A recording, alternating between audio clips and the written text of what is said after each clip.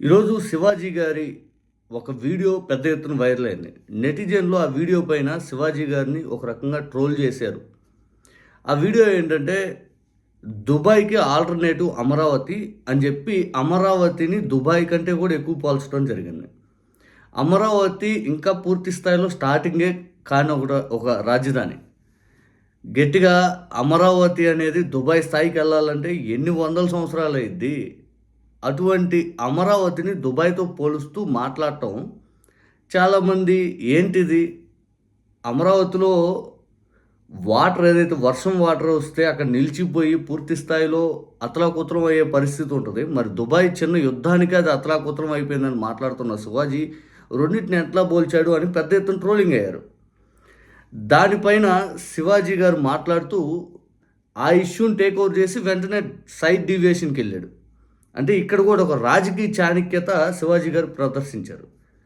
ఆ video troll చేయడంపై శివాజీ గారు ఆగ్రహం వ్యక్తం చేస్తూ అమరావతి కోసం నేను ఎప్పుడైనా ఎలాగైనా నించుంటాను, ఎవరితోనైనా పోరాడతానని చెప్పి డైలాగ్ చెప్తూ వెంటనే నా సినిమా పైన YSR Congress party social media, నా సినిమా పైన జగన్మోహన్ రెడ్డి గారు కక్ష కట్టారు, నా సినిమా పైన లేనిపోని అవాస్తవాలు ప్రచారం చేస్తూ ఫేక్ రివ్యూలు, ఫేక్ రేటింగు, నెగిటివ్ ప్రచారం ఎక్కువ చేస్తూ ఉన్నారు. నా సినిమాకి రెవెన్యూ మీరు తగ్గించొచ్చాం కానీ నన్ను మాత్రం ఆపలేరు మీరు అని చెప్పి శివాజీ ఛాలెంజ్ చేశారు. వెంటనే ఆయన ఆ వీడియో తాలూకు అమరావతి వీడియో తాలూకు ట్రోలింగ్ ఆయన ఆగ్రహించి తట్టుకోలేక దాని మీద డైవర్షన్ సినిమాకి వెళ్ళి సినిమా నుంచి మళ్ళీ ఇటు వచ్చి నరేంద్ర మోడీ గారికి నేను ఒక రిక్వెస్ట్ చేస్తున్నా, నరేంద్ర మోడీ గారిని అడుగుతున్నా, సిబిఐ కేసులు ఉన్న వాళ్ళు అసలు రాజకీయాల్లో పోటీ చేయకూడదు, అసలు రాజకీయాల్లో ఉండకూడదు అని చెప్పి నరేంద్ర మోడీ గారిని నేను అడుగుతున్నా అని చెప్పి శివాజీ గారికి ఈరోజు నరేంద్ర మోడీ గారి పైన ప్రేమ కూడా పుట్టుకొచ్చింది.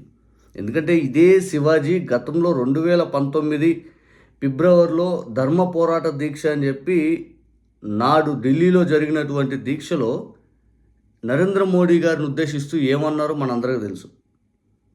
ఇక అదే సభలో నరేంద్ర మోడీ గారిని చంద్రబాబు నాయుడు గారు అందరి చేత తిట్టించారు. అందరూ ఆ సభలో స్టేజ్ మీద ఉన్నోళ్ళు, మాట్లాడే వాళ్ళందరూ నరేంద్ర మోడీ గారిని అన్ని తిట్లు తిట్టి ఈరోజు మళ్ళీ నరేంద్ర మోడీ గారి అంత గొప్పతనం మీకు ఎలా కనిపిస్తుందని చెప్పి చాలామంది అడుగుతారు. రాజకీయాల గురించి నేను మాట్లాడను, రాజకీయాలతో నా సంబంధం లేదు, కానీ ఇక్కడి నుంచి నేను తాడోపేడ తేల్చుకుంటా, ఇంక చూడండి మీకు నా తడాకేందో చూపిస్తాను, తాడోపేడ తేల్చుకుంటాను వైఎస్ఆర్ కాంగ్రెస్ పార్టీ వాళ్ళతో అని చెప్పి శివాజీ గారు మాట్లాడతారు. అమరావతి ఇష్యూ పైన మిమ్మల్ని ట్రోల్ చేసిన వైఎస్ఆర్సీపీని మీరు ఎలా అంచనా వేస్తున్నారు? అందరు ట్రోల్ చేయొచ్చు కదా. నెగిటివ్ ఏదైతే మీరు ఒక పబ్లిక్ ఇష్యూ మాట్లాడేటప్పుడు ఖచ్చితంగా నెగిటివిటీగా దాంట్లో ఉన్న లోతుపాట్లనే పబ్లిక్ చర్చించుకునేది. ఇప్పుడు జగన్మోహన్ రెడ్డి గారిని మీరు విమర్శించారు పబ్లిక్లో. ఆ పబ్లిక్ ప్లాట్ఫామ్లో జగన్మోహన్ రెడ్డి గారిని విమర్శిస్తే దాని తాలూకు ఏం జరిగింది, ఏంటిది, ఏంటి అయ్యింది అని చెప్పి ప్రతి ఒక్కరు మిమ్మల్ని తప్పుంటే మిమ్మల్ని విమర్శిస్తారు. అది జీర్ణించుకోలేక ఇదిగో వాళ్ళతో తాడోపేడ తేల్చుకుంటా, వీళ్ళతో తాడోపేడ తేల్చుకుంటా, కేసులు పెట్టేస్తా, ఏం చేసుకుంటారు చూడండి ఐదు అని చెప్పి ప్రతి ఒక్కరిని హెచ్చరియటం ఏంటి? ప్రతి ఒక్కరిని హెచ్చరియటం ఏంటి? మీకు రాజకీయాలతో సంబంధం లేదు, రాజకీయాలతో సంబంధం లేదు ఐదు అన్నప్పుడు రాజకీయాలతో సంబంధం లేనట్టుగానే ఉండాలి. లేదు రాజకీయాలతో సంబంధం ఉంది, చంద్రబాబు నాయుడు గారు అంటే నాకు ఇష్టం, నారా లోకేష్ గారు అంటే ఇష్టం, నేను ఒక తెలుగుదేశం పార్టీ వ్యక్తిని ఐదు అంటే డైరెక్ట్గా రాజకీయాల్లో పోటీ చేయండి.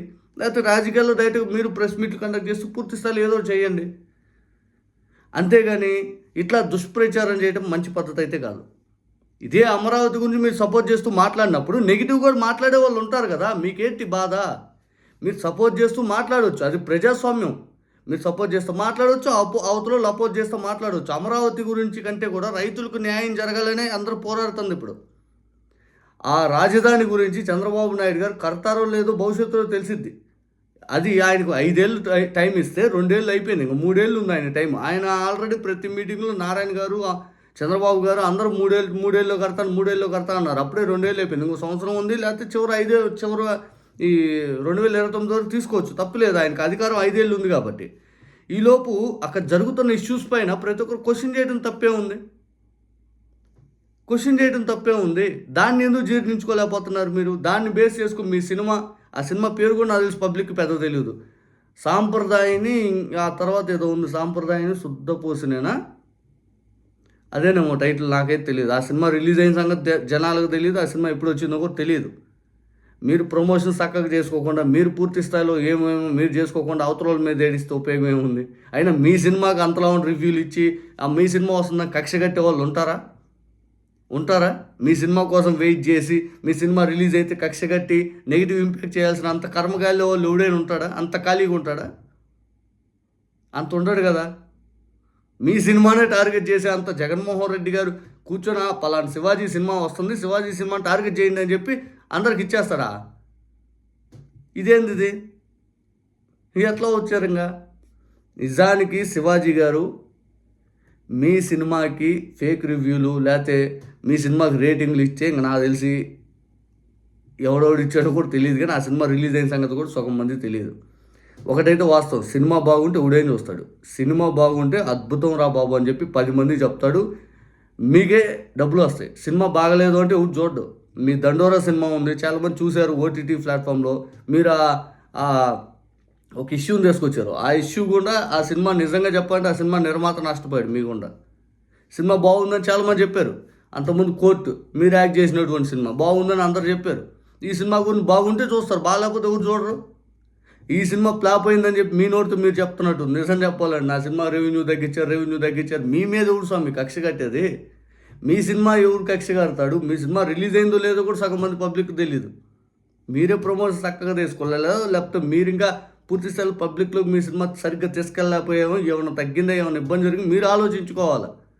జగన్మోహన్ రెడ్డి గారు సినిమాను ఆపడానికి కూర్చున్నాడంటే ఇంతకంటే దౌర్భాగ్యం ఏమైనా ఉంటుందా?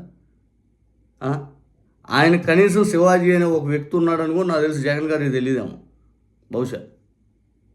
బికాజ్ ఎందుకంటే జగన్ గారు అంత కూర్చొని పూర్తి స్థాయి ఏంటి తెలుసు, మర్చిపోయి తెలిసి ఉండవచ్చు. గరుడ పురాణం అనే స్టోరీ చెప్పారుగా, అప్పుడు తెలిసి ఉండవచ్చు. ఖచ్చితంగా ఆ స్టోరీ అప్పుడు జగన్ గారికి తెలుసుంటారు మీరు, గరుడ పురాణం స్టోరీ అప్పుడు మాత్రం. కానీ ఒకటైతే వాస్తవం, శివాజీ గారు మీ మీద ఎవరూ కక్ష లేదు. మీ సినిమా ఆడాలి, మీ సినిమాకి డబ్బులు రావాలి, మిమ్మల్ని ఎవరు కూడా ఇబ్బంది పెట్టకూడదు. 100% మీరు నటుడిగా మంచి మంచి సినిమాలు తీయండి. బికాజ్ మీ కామెడీ టైమింగ్కి మేము ఎప్పుడు ఫ్యాన్సే. మీ కామెడీ టైమింగ్కి, మీ నటనకి, మీ చేసే ఏదైతే కొన్ని సినిమాలు ఉంటాయి, మీ అద్భుతమైన సినిమాలు ఉన్నాయి. అంతేగాని మీరు రాజకీయాలు కాసేపు మాట్లాడి మీ కెరియర్ నాశనం చేసుకోవద్దు. ఇది నా ఉచిత సలహా, మీకు ఇచ్చే సలహా ఇచ్చేంత మాత్రపోలం కాదు. కానీ మీ సినిమాలు ఆడాలి. మీలాంటి కామెడీ టైమింగ్ అనేది కొద్ది మందికే దేవుడు వరం ఇచ్చాడు. అది మీరు ఉపయోగించుకోండి. ఇట్లా రాజకీయాలు కాసేపు అటు ఇటు వచ్చి పూర్తి స్థాయిలో మీ కెరియర్ని స్మాష్ చేసుకోవద్దు దయచేసి.